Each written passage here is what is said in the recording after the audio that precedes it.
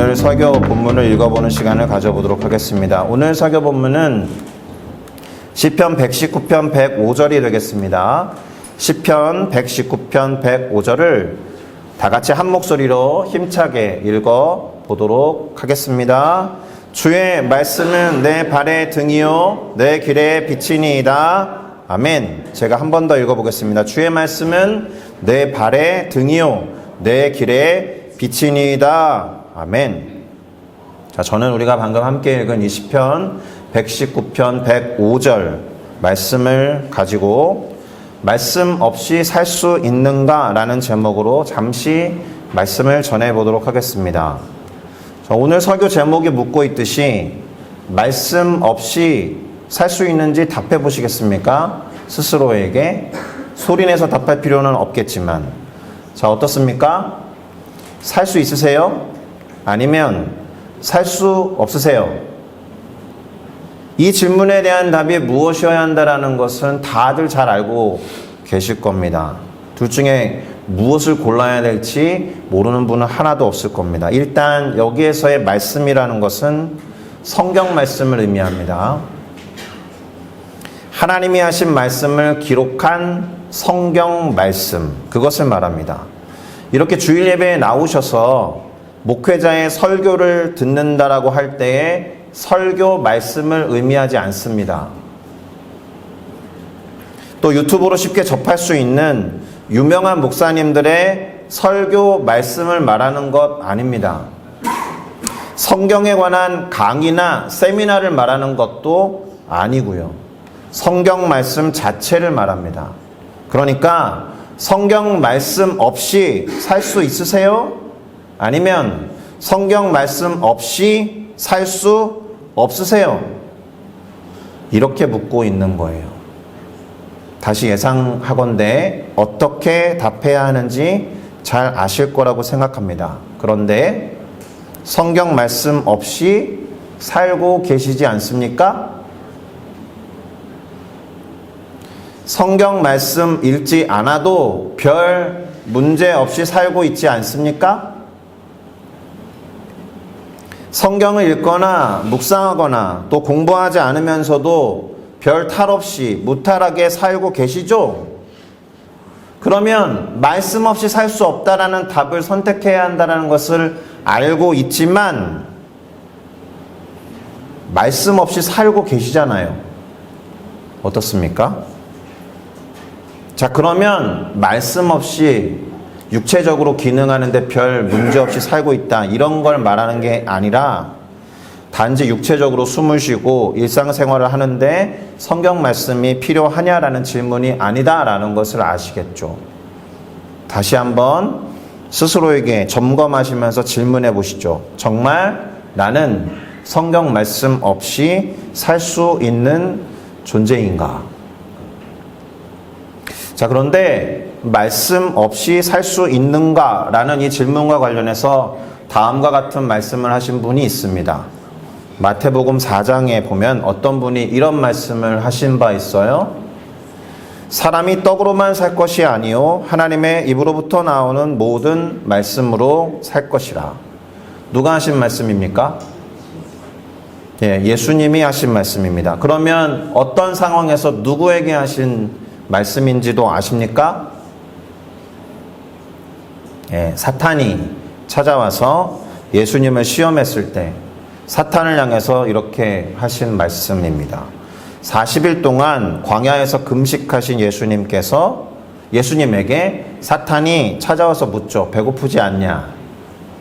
너가 하나님의 아들이라고 한다면 돌들을 명해서 떡이 되게 하고 먹으면 될 거 아니겠냐? 그러니 그렇게 해서 너의 배고픔을 한번 달래보아라. 이렇게 시험하고자 했을 때 예수님이 하신 말씀이 이거예요. 그런데 사실 이 말씀도 구약 성경에 이미 기록된 성경 구절이에요. 다시 말하면 예수님도 성경을 인용하시면서 당신을 시험하는 사탄을 물리치셨다라는 뜻이 되는 겁니다. 자, 그러면 어디에 인용되어 있는지 아십니까? 이 말씀이 어디에 기록되어 있고 누가 누구에게 한 말인 줄 아세요? 오늘 제가 하는 모든 질문에 답하기가 쉽지 않죠. 자, 신명기 8장에 보면 2절과 3절에 다음과 같은 말씀 구절이 기록되어 있음을 봅니다. 이 40년 동안에 너희에게 광야의 길을 걷게 하신 것을 기억하라. 이렇게 모세가 말하기 시작합니다. 모세가 말한 거예요. 그러면서 만나를 너희에게 먹이신 이유가 있다. 그것은 사람이 떡으로만 사는 것이 아니라 여호와의 입에서 나오는 모든 말씀으로 사는 줄을 너희가 알기를 원하셨기 때문이다. 이렇게 말한 거예요. 자, 모세가 이스라엘 백성들을 향하여 40년 동안의 광야 생활을 마치고 가나안이라고 하는 하나님이 약속하신 땅에 들어가기 직전에 이렇게 말하면서 과연 무엇이 가장 중요한지를 확인시켜 준 거다라는 거예요. 공교롭게도 광야에서 다 던져진 말씀이에요. 한마디로 어떤 뜻입니까? 하나님의 입에서 나오는 말씀으로, 그것도 모든 말씀이라고 되어 있거든요. 어느 것 하나도 무시할 수 없다라는 뜻인데 하나님이 하신 모든 말씀으로 살아야 한다라는 것을 당신의 백성들이 알기를 원하셨다라는 거예요. 자, 여기에서 하나님의 입에서 나오는 모든 말씀은 결국 사람들의 입으로부터 귀로, 그리고 또 다른 입을 통해서 다른 사람의 귀로 전수되고 전달되다가 어느 순간 기록된 말씀, 그렇게 기록된 성경을 말합니다. 그러니까 하나님께서 성경에 기록된 당신의 모든 말씀으로 우리 인간들이 살아가야 한다는 것을 알기 원하셨다라는 뜻이 되는 거예요. 구약 성경의 가장 위대한 지도자 모세를 통해서도, 그리고 신약 성경의 예수 그리스도를 통해서도 똑같은 말씀을 들려주고 있다. 이것만큼 명백하게 성경에 기록된 말씀으로 살아가야 할 이유가 더 필요합니까? 하나님이 그러기를 원하신다라는 것 이외에 또 다른 이유가 필요해요? 오늘 주일이었습니다. 주일이죠. 하나님을 예배해야 한다는 이유가 여러 가지가 있겠죠. 그런데 예배하기 싫은 이유도 많죠. 그럼에도 불구하고 하나님이시기 때문에 예배해야 한다는 한 가지 이유만으로도 예배해야 한다는 말과 같이 하나님이 원하신다라는 것, 그 이유 하나 때문에 하나님의 입에서 나오는 말씀이 기록된 성경대로 살아가야 한다는 것에 어떤 다른 이유가 필요합니까? 자, 그럼 하나님의 입에서 나온 모든 말씀, 그것이 기록된 성경, 그 말씀으로 살아간다는 것이 무슨 뜻일까요? 그것을 알아가기 위해서 성경과 관련된 영적인 습관들에는 무엇이 있는지 알아볼 필요가 있겠습니다. 한번 볼까요? 우선은 성경 묵상이 있습니다. 흔히 큐티, quiet time이라고 부르는 말씀 묵상이 있습니다. 일정 분량의 말씀을 여러 차례 곱씹고 여러 차례 반복하면서 그 의미를 헤아려 보고 이해한 뒤에 거기에서 말씀하시는 하나님의 뜻이 무엇인지 깨닫고 그 하나님의 뜻대로 하루를 살아가기 위해서 무엇을 행할 것인지 결단하고 삶에 적용하는 것이 성경 묵상입니다.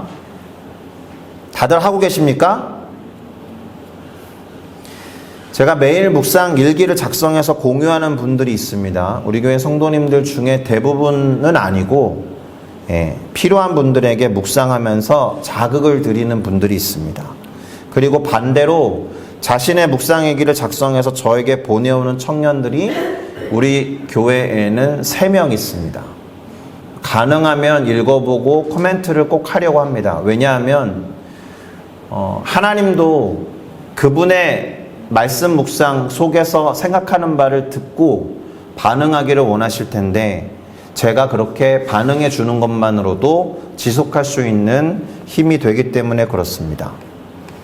다른 분들 어떻습니까? 말씀을 묵상하고 묵상일기를 적고 하루를 어떻게 살아갈 것인지 고민하고 계십니까?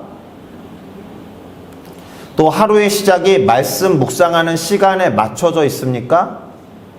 자, 오늘 하루 삶을 마치고 내일 몇 시에 일어나야 되지? 출근 시간이 8시까지니까 7시에는 일어나야지 라고 결정하시죠?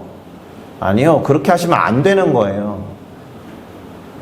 출발하기 전에 말씀 묵상하는데 1시간 정도가 소요된다 그러면 7시에 일어날 것이 아니라 6시에 일어나야겠구나 라고 말씀 묵상 때문에 알람 시간을 맞추는 삶이 되어야 하는 거예요. 자, 두 번째, 성경 통독이 있습니다. 1년에 1독을 하기 위해서 일정 분량을 매일 읽어가는 걸 말합니다. 1년에 2번 또는 3독이 목표가 될 수도 있습니다. 제가 모토로 삼고 있는 것은 나이만큼 통독하자입니다. 1년에 하겠다라는 게 아니에요. 제가 지금 한국 나이로도 아니고 인터내셔널 에이지로 51세가 되지 않았습니까? 그러면 51세를 살아오는 동안에 51독을 했어야 하는 거죠. 그런데 0세 때부터 글을 읽을 수 있는 게 아니잖아요. 언젠가부터 통독을 하기 시작하면 2독, 3독을 통해서 나이를 따라잡기 시작하게 되면 언젠가 나이만큼 통독하게 될 겁니다. 나이만큼 통독했을 때 유익이 무엇인지 아세요? 성경을 향한 질문이 사라집니다. 성경 자체가 질문을 해결해 주는 놀라운 묘미를 경험하게 될 겁니다. 그러니 올해는 기필코 1독 이상을 하시기를 권면드리겠습니다. 세 번째, 성경 암송이 있습니다. 우리 교회는 올해 고린도전서 13장을 암송하고자 한다라고 말씀드렸습니다. 근데 이거를 따로 분리해서 하면 조금 버거울 수 있으니까 그날 성경 묵상한 본문 중에서 나에게 와닿는 구절을 한 10번 정도 반복해서 읽어보는 걸 권면드립니다. 그러다 보면 정상적인 지적인 능력을 가지신 분들은 그 내용에 대한 숙지가 일어날 거고 거의 암송에 준하는 정도로 파악이 될 겁니다. 사실은 성경 묵상에 해당하는 묵상이라는 단어의 원래 의미는 반복하다라는 뜻이거든요. 그래서 성경 묵상하는 본문을 한 장, 한 챕터를 하라고 권면하지 않습니다. 저는 너무 기니까 여러 번 반복하기에는. 어쨌든 묵상과 병행하면서 암송을 해보면 좋겠다라는 겁니다. 네 번째, 성경 공부나 연구가 있겠죠. 개인적으로 하는 것을 퍼스널 바이블 스터디라고 해서 PBS라고 하고요. 소그룹 또는 그룹 차원에서 하는 것을 그룹 바이블 스터디라고 해서 GBS라고 합니다. 개인적으로 성경 공부를 할 수 있다라는 뜻이 되는 거고요. 교재를 활용할 수 있겠고 유튜브 등을 활용할 수도 있습니다. 가장 좋은 방법은 교회가 성경 공부반을 개설해서 담임 목회자에 의해서 성경 공부가 이루어지는 것이 될 겁니다. 최근에 변화된 금요 모임, 금요일 저녁 예배가 이런 형태를 띠기로 했습니다. 함께 그룹 바이블 스터디 형식으로 모임에 참여하고 싶으신 분들은 금요일 저녁 8시에 교회로 오시면 됩니다. 예배실이 아니고 유초등부 모임 장소에서 소모임 중심으로 그렇게 진행하고 있습니다. 마지막으로 성경 듣기가 있습니다. 설교나 특강이나 세미나 등을 찾아 듣거나 유튜브를 활용하는 방법이 있을 수 있죠. 이렇게 예배에 참여하셔서 성경 구절을 활용해서 하는 설교를 듣는 것도 이 영역에 속할 수 있습니다. 그러나 엄밀한 의미에서는 성경 자체를 접하는 시간은 아닐 수도 있습니다. 자, 이와 같은 영역들이 있습니다. 그러면 묻겠습니다. 이와 같은 성경으로 행하는 성경과 관련된 영적 습관 중에서 얼마나 행하고 있습니까? 다시 말해서 말씀 생활, 그 성경과 관련된 영적인 습관을 형성하고 유지하며 발전시켜 나아가고 있느냐? 어떻습니까? 스스로에게 답해 보시겠습니까? 그리고 다시 묻습니다. 말씀, 그 성경 말씀 없이 살 수 있습니까? 더불어서 이와 같은 말씀 생활이 없다면 그것이 과연 신앙 생활이겠습니까? 답해 보세요. 스스로에게. 사랑하는 성도 여러분, 그거 아세요? 사람들이 가장 많이 이단에 빠지는 경로가 성경 공부 모임을 통해서예요. 대단히 역설적이지 않습니까? 이유가 뭐게요?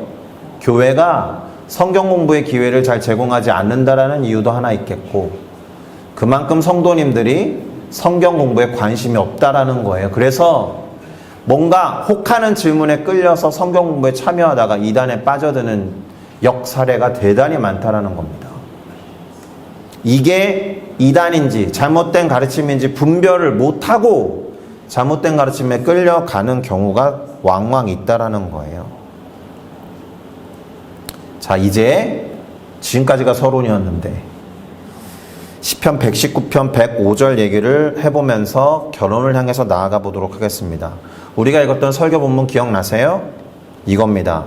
주의 말씀은 내 발의 등이요 내 길의 빛이니이다. 그런데 이 구절을 이해하기 위해서는 이 구절에 둘러싸여 있는 대전제가 있다는 것을 아셔야죠. 무엇과 같습니까? 등이나 빛이라는 이야기를 하고 있다는 점에서 우리가 걷는 길이 등과 빛이 필요한 상황이구나. 우리가 걷는 길이 어둠 속에 있다라는 전제가 깔려 있는 거예요. 맞죠? 우리는 어둠 속에 살고 있다. 그래서 얼마든지 방향을 모를 수 있고 헤맬 수 있다. 일전에도 말씀드렸듯이 방향을 모르면 방황을 한다라는 거예요. 어둠 속에서 헤매게 된다는 말입니다. 자, 그러면 질문합니다. 어둠 속에 있는 사람이 선택할 수 있는 선택 옵션에는 뭐가 있습니까? 우선 적응하는 게 있어요. 어둠이 사라지기를 기다리는 방법이 있을 겁니다. 적응이 되도록 기다려보는 것이 하나의 옵션이 될 수 있다는 겁니다. 우리의 눈은 어두움에 적응이 되면 미세한 빛을 따라서 방향 감각을 회복하고 어디가 어딘지 위치의 감각을 회복하니까요. 그래서 뭔가 보이기 시작해서 걸어가는 것이 가능하고 뭔가를 알아가는 것이 가능해지기도 합니다. 밤이 되면 날이 셀 때까지 기다리는 거죠. 산에 갇히게 되면 괜히 헤매지 말고 날이 셀 때까지 체온을 유지하면서 가만히 있는 것도 하나의 방법이 될 수 있습니다. 자, 그러면 이러한 상황과 말씀을 연관지어 보여서 설명을 해보면 이런 말을 할 수 있을 겁니다. 말씀이 주어질 때까지 기다리고 있는 것, 말씀이 들려오는 것을 그저 수동적으로 듣는 것, 영어로 말하면 hearing이 될 겁니다. 들리는 것이 그냥 들려오는 거죠. 자, 그러면 이것의 문제가 뭐겠습니까? 안 들려오면 답이 없다라는 거예요. 칠흑 같은 어둠인데 달도 별도 없어서 전혀 빛이 없다면 적응할 수 없는 어둠일 거 아니에요. 그러면 답이 없어요. 그래서 두 번째 옵션이 필요합니다. 뭘까요? 빛을 적극적으로 찾아서 그 빛을 향해 걸어가는 거예요. 그리고 그렇게 획득한 빛을 비춰서 길을 알아차리고 제대로 걸어가는 방법이 있을 수 있을 겁니다. 말씀과 관련해서 이렇게 말씀드려 볼 수 있습니다. 말씀을 적극적으로 찾아서 듣고 적극적으로 읽어보면서 묵상하고 공부하는 것을 뜻합니다. 단순히 들리는 대로, 들려오는 대로 들려지는 게 아니라 듣고자 주의를 기울이고 경청하는 listening to에 가깝습니다. 그러니까 hearing과 listening to의 차이를 아셔야 하는 거예요. 말씀과 관련해서는 대부분 들려오는 것을 기다리는 hearing에 초점을 두고 계실 겁니다. 그러나 말씀과 관련해서는 적극적으로 주의를 기울이고 듣고자 하는 listening이 중요하다는 거예요. 다시 말해서 그저 들리는 대로 들을 것인가 아니면 적극적으로 듣고자 귀를 기울이고 경청하느냐의 차이가 될 겁니다. 답이 무엇이겠습니까? 귀를 기울여 듣고자 적극적으로 노력하고 찾아 들어야 한다는 게 답이겠죠. 이것이 말씀이 이끄는 삶이에요. 말씀에 이끌림 받는 삶을 살고자 말씀을 적극적으로 찾는 것을 말합니다. 왜냐하면 인도자를 찾지 않으면 갈 수 없으니까. 인도자 되는 말씀을 찾기 위해 시선을 집중하는 것. 한때 기독교 공동체 안에서 그 릭 워렌 목사님이라는 분이 쓰셨던 목적이 이끄는 삶이라는 책이 대유행한 적이 있습니다. 그런데 목적이 이끄는 삶을 활용해서 말씀이 이끄는 삶을 살라라고 말합니다. 그러면 말씀이 이끄는 삶이 무엇일까요? 예를 하나 들어볼까요? 이런 거예요. 학생이니까 열심히 공부하는 것, 다 하는 일입니다. 그런데 아침에 묵상을 해보니까 오늘 묵상한 본문에 성실하신 하나님이 보이네요. 그러면 성실하신 하나님을 닮아서 나도 오늘 내가 학생이니까 오늘 성실하게 공부를 해야겠다. 학교에서 숙제를 내줘서 영어 단어 50개를 외우는 게 아니고 하나님의 성실하심을 닮아서 학생으로서 나도 성실하게 오늘 영어 단어 50개를 외워야지, 이렇게 결단하고 출발하는 삶이 말씀이 이끄는 삶이에요. 열심히 영어 단어 50개를 외우고 있는 내가 이걸 지금 왜 외우고 있지? 학교에서 숙제 내줘서 하는구나. 숙제가 이끄는 삶이 아니라 성실하신 하나님을 성경에서 찾았고 성실하신 하나님이 내 삶을 성실하게 살라고 말씀하시는 것 같아서 학생의 본분으로 내가 오늘 정한 거예요. 성실하신 하나님을 따라서 나도 오늘 영어 단어를 50개 성실히 외워야겠다. 누가 말하지 않아도. 그래서 영어 단어 50개를 외우고 있는 나를 볼 때 왠지 기쁜 거예요. 누가 시켜서가 아니라 성실하신 하나님이라는 말씀 구절 때문에 그 말씀에 이끌려서 영어 단어를 외우는 내가, 그걸 말합니다. 어떤 행동을 하게 된 그 이유와 시작점이 말씀인 경우 그것을 말씀의 인도함을 받는 삶, 곧 말씀이 이끄는 삶이라고 말하는 거예요. 시작점이 말씀, 곧 성경이어야 한다. 그게 아니라면 어떻게 될 것 같습니까? 돈과 명예와 물질이 이끄는 삶을 살겠죠. 왜요? 공부 열심히 해서 성공해야 되니까. 돈과 물질이 이끄는 삶, 성공이 이끄는 삶, 이런 삶을 산다고 크리스찬이 말해야 할까요? 그것이 신앙생활이겠습니까? 그러니 이렇게 말씀드리고 강력하게 권면드립니다. 제발 말씀, 그 성경이 없는 신앙생활을 지금 당장 멈춰주세요. 신앙생활 한다고 하면서 성경 한 구절 읽지 않고 묵상하지 않는 그런 삶을 멈춰주세요.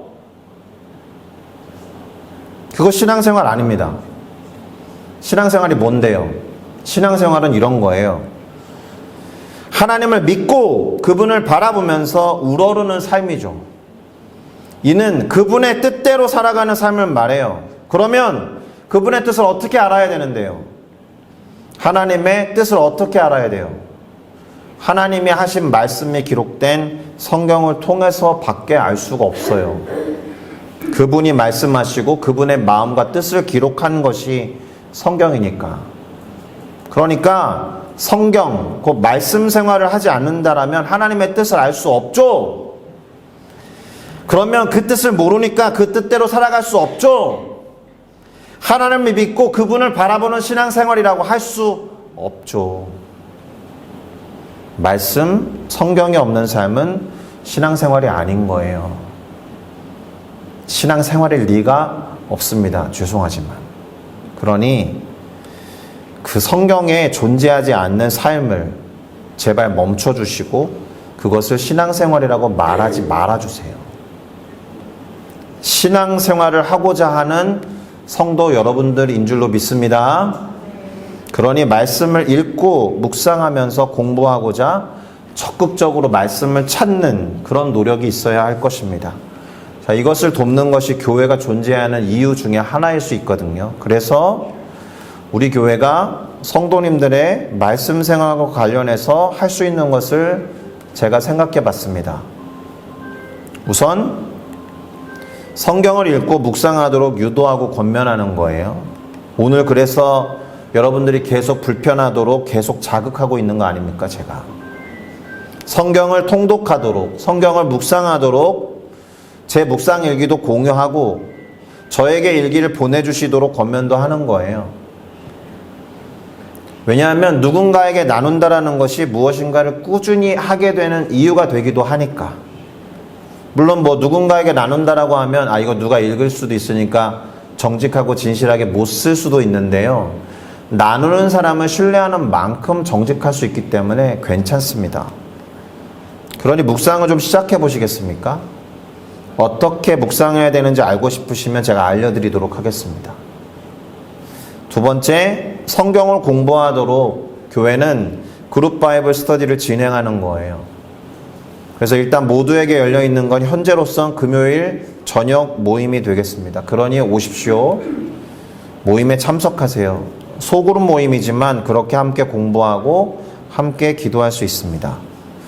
세 번째, 1, 2월 달이 말씀이 주제인 설교를 하겠다라고 했잖아요. 그 성경 말씀과 관련된 이벤트나 행사를 기획하는 걸 진행할 수 있습니다. 교회 차원에서.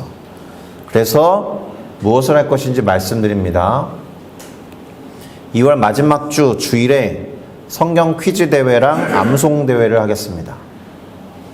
성경 퀴즈의 범위는 사복음서, 마태, 마가, 누가, 요한복음에다가 사도행전까지. 이 말은 공부를 개인적으로 하셔야 된다는 뜻입니다. 신약 성경에 나와 있는 역사책들 5권입니다. 이것이 한 가지 옵션, 참여할 수 있는 옵션이고요. 두 번째, 성경 암송대회는 마태복음 5장을 암송하는 겁니다. 우리가 팔복이라고 부르는 구절이 기록되어 있는 1등을 하고 싶다면 5장에서 더 하는 겁니다. 상을 드릴 겁니다. 좀 세게. 그게 상금이 될지 누구나 노릴 법한 상품이 될지는 고민해보고 공지해드리겠습니다. 둘 다 참여하실 수 있습니다. 둘 다 1등하면 2개를 거머쥐는 겁니다. 제가 이렇게 이벤트를 계획하고 상품과 상금 비슷한 이야기를 하는 마음이 어떨 것 같으세요? 씁쓸합니다. 아, 나는 상품이나 상금 때문에 성경 공부하거나 암송 안 할 거야. 그럼 안 하셔도 됩니다. 그런데 상품이나 상금 때문에 그거 해도 괜찮아요. 그렇게 연습하는 겁니다. 그리고 그때 주어지는 상품이나 상금과는 비교도 되지 않을 만큼 하나님의 상금과 상품이 준비되어 있을 겁니다. 그러니 한 달 반 동안 한번 해보시기를 부탁드립니다. 자, 어찌하다 보니 설교가 이벤트 광고와 동료로 마무리가 되려고 하는데요. 중요한 건 이 성경과 관련해서 영적인 습관을 만들어가는 것에 있습니다. 그리고 유지할 뿐만 아니라 발전시켜 나아가는 거예요. 그러니 명심하십시오. 성경 말씀이 이끄는 삶이 신앙생활인 거예요. 설교 말씀을 듣는 삶 아니라 그랬습니다. 설교도 때로는 성경과 상관없이 자기 얘기하는 경우가 왕왕 있기 때문에 그것이 성경 말씀 자체는 아니에요. 그리고 유튜브에 등장하는 여러 유명한 목사님들의 설교를 듣고 자기가 신앙생활 잘하고 있다고 착각하시면 안 돼요.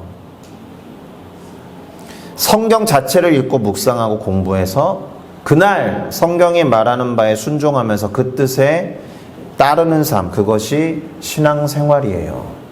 그러니 제대로 신앙생활을 하는 우리 모두가 되어야 할 것입니다. 할렐루야. 그렇게 결단하면서 나아가는 우리 모두가 되기를 지금 이 시점에서 앞으로도 계속해서 예수 그리스도의 이름으로 축복합니다. 할렐루야. 기도하시겠습니다.